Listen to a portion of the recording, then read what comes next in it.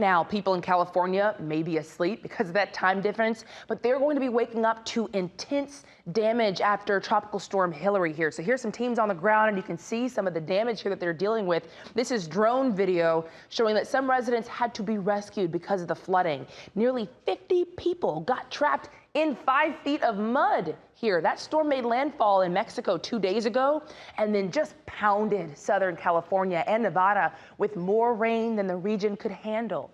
Hilary battered the mountains of west of Las Vegas, dumping inches of rain that just washed out roads and stranded people in hillside communities. In California, mud flows derailed a train, and in the higher elevations, decimated mountainsides. This is hundreds of thousands, if not millions of cubic feet. You'll see some of the houses. It just went right through them, right through the front door and right out the back. And that's not the only storm news brewing out there. The southern part of the Texas Gulf Coast is under a tropical storm warning.